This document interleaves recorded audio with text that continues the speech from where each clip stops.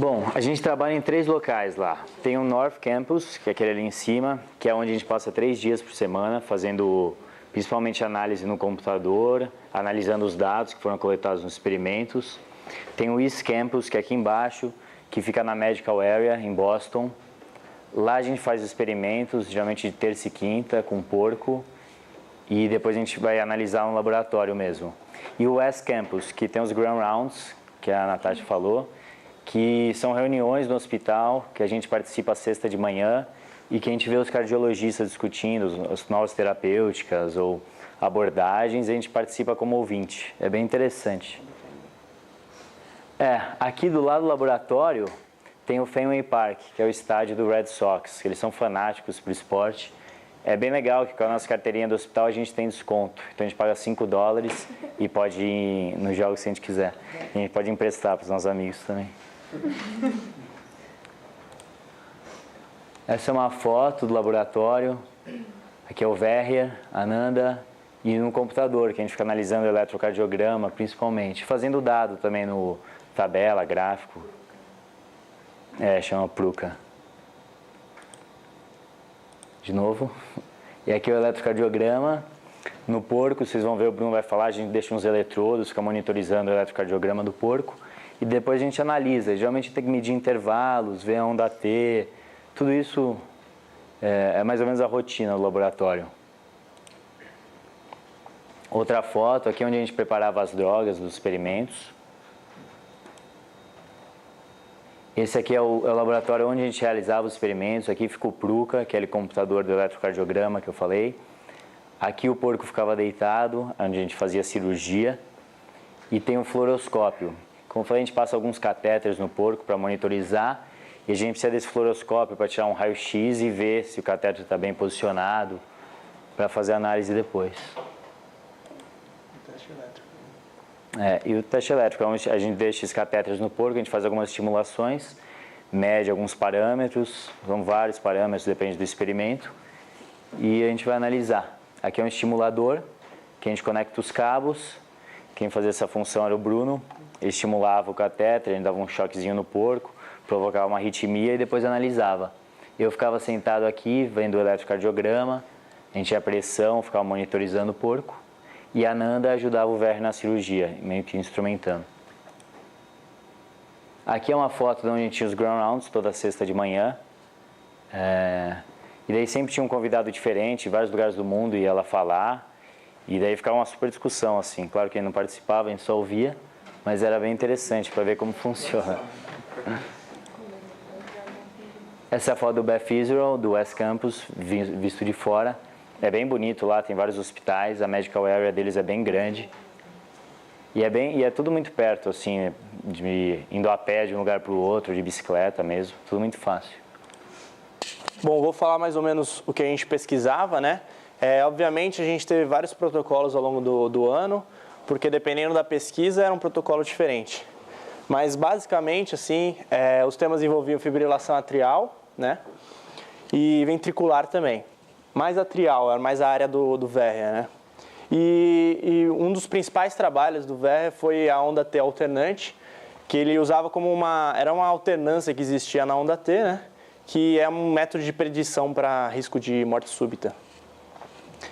E mais recentemente ele está usando mais a abordagem de novas drogas em diferentes concentrações. Às vezes drogas que antes eram usadas em doses elevadas, agora a gente está reduzindo as doses, diminuindo os efeitos colaterais e mantendo ainda os efeitos.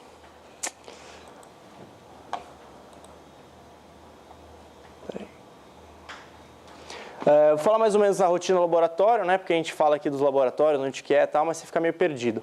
Basicamente, a gente ficava 2 dias de experimento por semana, variava ao longo do ano, mas o básico era 2 vezes por semana, porque são os dias que você produz dado, né? E mais do que isso, já fica muito dado acumulado para você conseguir colocar no Excel, fica muita coisa acumulada. Mas basicamente era 2 dias por semana fazendo experimento e 3 dias avaliando esses dados no Campus Norte. Né? E também tinha os ground rounds de sexta-feira de manhã, que a gente assistia, mas era só no período da manhã. O experimento em si era com porco, né? O modelo de porco, porque o coração de porco ele é o mais parecido assim em termos de tamanho com o humano, mesmo porque os catéteres que a gente usava, todo o aparato, o fluoroscópio, era tudo de uso clínico mesmo. O próprio Pruca, né, que era o software que a gente usava, é clínico, então tem que ser algo mais parecido com o humano mesmo. Fora isso, que tem muito mais relevância clínica se você tiver todos os aparatos que são usados para humanos, você usar na sua pesquisa, né? E a gente fazia tudo no experimento, desde a anestesia até a dose letal no porco, porque os experimentos eram terminais. Então a gente dava a droga, normalmente testava o que a gente queria e depois o porco ficava morrendo, né?